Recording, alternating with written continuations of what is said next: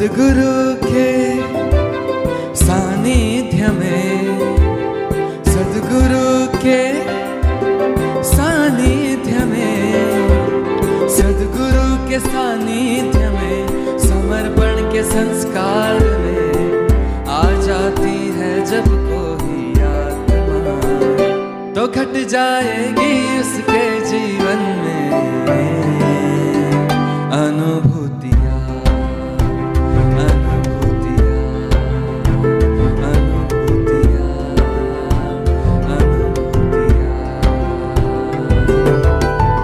आओ हम सब मिलकर बाटे ईशा समर्पण में अनुभूतियाँ। आओ हम सब मिलकर बाटे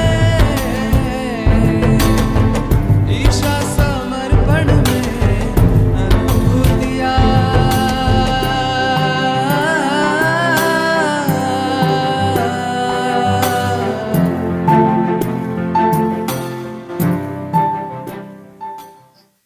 नमस्कार, मेरा नाम भैरवी चाफेकर है। मैं वडोदरा से हूँ। मेरे मासी पहले जुड़ी थी समर्पण से, फिर मैंने मासी ने ऐसे ही थोड़ी हमारे घर पे प्रॉब्लम हो गई थी, इसलिए फिर मेरे मासी ने बोला एक बार आके देखो समर्पण में, तो अच्छा है। तो पहले मेरे मम्मी जॉइंट हुई थी समर्पण से, उन्होंने शिविर अटेंड किया, फिर अनुष्ठान किया, फिर मम्मी के साथ साथ मैं भी बाद में जाने लगी कि मम्मी देखो कैसे है। तो पहले हमारे एरिया में एक मराठी शिविर हुई थी, तब मैं वो शिविर अटेंड करने की गई थी। फिर उसके बाद मैंने वो अनुष्ठान भी किया, और उसके बाद शिविर का लाइव शिविर था स्वामी जी, तो हम लोग वहाँ पे रह भी थे, पूरा लाइव शिविर अटेंड किया था 8 दिन का, और वो मैंने अनुष्ठान भी किया था। उस टाइम पे भी बहुत ऐसे तो अनुष्ठान में बहुत सारी अनुभूतियाँ आती रहती है, पर मेरी सबसे अभी 2 साल की अनुभूति है। जब हम लोग कॉलेज जाते हैं ना, तब मेरा तो कॉलेज का बस से ही है, तो हाईवे जब क्रॉस करते हैं ना, तब बहुत बड़े ट्रक से हमारे बस का एक्सीडेंट हुआ था।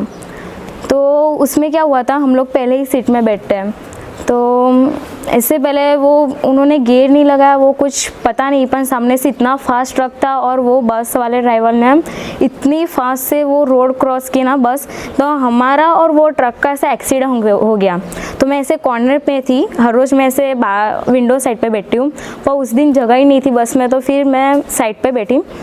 तो क्या हुआ, वो बस ऐसे अच्छा ही ना, तो बस ऐसे पूरी 45 सेंस में ऐसे घूम गई वो। तो उसमें क्या हुआ, मेरी बाजू वाली जो 2 लड़कियां हैं ना, वो पूरे गिर के कांच में से बाहर गई थी। एक को तो आईसीयू में रखा था, एक को सिर्फ ऐसे फ्रैक्चर हो गया था। पर स्वामी जी की इतनी कृपा थी, इतने ये था कि मुझे इतनी सी भी खरोच नहीं आई, इतना सा भी कांच के कुछ भी मुझे लगा नहीं, सिर्फ मेरा चश्मा टूट गया था और दूसरा कुछ भी इंजरी नहीं हुई थी। तब इतना डर गई थी, पर मैंने स्वामी जी से बोला वो आप जो मैं बची हूँ ना, वो सिर्फ आपकी वजह से बची हूँ, बाकी तो पॉसिबल ही नहीं था, इतने ज़ोर से पूरा एक्सीडेंट हुआ था। वो मेरी अभी तक की सबसे, आप बहुत बोलते ना ये स्वामी जी ने मुझे दूसरा लाइफ दिया हो ना, तो भी मैं ऐसे मान जाऊँ कि स्वामी जी ने मुझे दूसरा चांस दिया है ऐसे। फिर उसके बाद ऐसे गुरु दीक्षा तो कब की ले ली थी, फिर मैंने गुरु पूर्णिमा का फॉर्म भरा था, मुझे एग्ज़ाम की डेट नहीं पता थी, और मेरी फाइनल कॉलेज की एग्ज़ाम थी। तो फिर मैंने भर तो दिया था कि अभी देखते हैं कि अभी डेट नहीं आई है, तो देखते हैं, और हमारी एग्ज़ाम मई और जून के बीच में ही आती है। तो फिर गुरु पूर्णिमा का फॉर्म भरने के बाद एग्ज़ाम की डेट आई, और जो गुरु पूर्णिमा की डेट थी ना, वही एग्ज़ाम की डेट आई। तो मैं तो जाना भी है, एग्ज़ाम भी अटेंड है, और ये एग्ज़ाम मिक्स भी मैं नहीं कर सकती, फाइनल एग्ज़ाम थी इसलिए। तो फिर मैंने ऐसे ही स्वामी जी से प्रार्थना लिखवाई, और 1 वीक में पता चल गया कि एग्ज़ाम पूरा 1 महीना लेट पोस्टपोन हो गई। तो तब मैंने भी स्वामी जी के ऐसे बोला, हाँ स्वामी जी आपने तो पूरा टाइम टेबल, कभी ऐसा होता नहीं है कि एग्ज़ाम पोस्टपोन होती है, और हम स्टूडेंट के लिए इतनी छोटी छोटी अनुभूति भी बहुत ऐसे बड़ी बड़ी लगती है। क्या इतने छोटे छोटे भी स्वामी जी हमारे इतना ख्याल रखते हैं कि कुछ ऐसे एक्सप्लेन नहीं कर सकते। अभी भी मुझे अनुष्ठान में आने की बहुत इच्छा थी, मैं मम्मी से बोल रही थी कि मम्मी मुझे अनुष्ठान अटेंड करना है, क्या करूँ, ये कॉलेज की वजह से मैं अटेंड नहीं कर पा रही हूँ, क्योंकि कॉलेज में होते हैं यानी 90% अटेंडेंस देना बहुत इम्पोर्टेंट होता है। तो फिर मैं क्या करूँ, मुझे अनुष्ठान भी अटेंड करना है, कॉलेज भी करना है और मेरी एग्ज़ाम भी अभी चल रही है।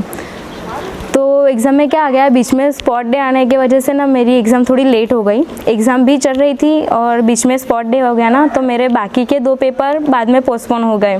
तो मैंने अभी मम्मी को बोला कि अभी 2 वीक तो स्पॉट वीक चल रहा है, मैं घर पे बैठे क्या करूँगी, और मेरा ऐसे पहले से पढ़ा हुआ रहता है तो मुझे ऐसा एग्ज़ाम का कोई टेंशन नहीं होता, चलता रहता है, ये तो एग्ज़ाम आती रहती है जाती रहती है, ऐसा होता है। तो मैंने मम्मी से ऐसे ही बात की, मम्मी अभी मैंने अनुष्ठान में रजिस्ट्रेशन तो नहीं किया है, दिन का वो होगा फाइनेंशियल, उतना दिन का कर लेते हैं। तो मैं यहाँ पे आई, स्वामी जी के कृपा से मुझे यहाँ पे ही गुरु कार्य मिल गया, फिर यहाँ पे ही रह गया। और अभी मेरी मंडे को भी एग्ज़ाम है, पर स्वामी जी ने मुझे 2 वीक भी रहने का जो चांस दिया है ना, वो भी मेरे से बहुत बड़ा है। तो ये मेरी भी सबसे बड़ी अनुभूति है, और वो भी पेपर होने के बाद मैं फिर से आ ही जाने वाली हूँ, वो तो नो डाउट। पर ये भी मेरी बहुत अनुभूति, क्योंकि जो हमारी एग्ज़ाम चलती है ना, वो 1-1 महीने तक ऐसी खिंचती रहती है कि मैं अनुष्ठान अटेंड ही नहीं कर पा रही थी। फिर बहुत तीव्र इच्छा थी कि मैं ये अनुष्ठान करूँ, अटेंड बाहर से हो अंदर से हो, पर करना ही था। तो वो इच्छा भी स्वामी जी ने बहुत अच्छी तरह से पूरी कर दी। जय स्वामी।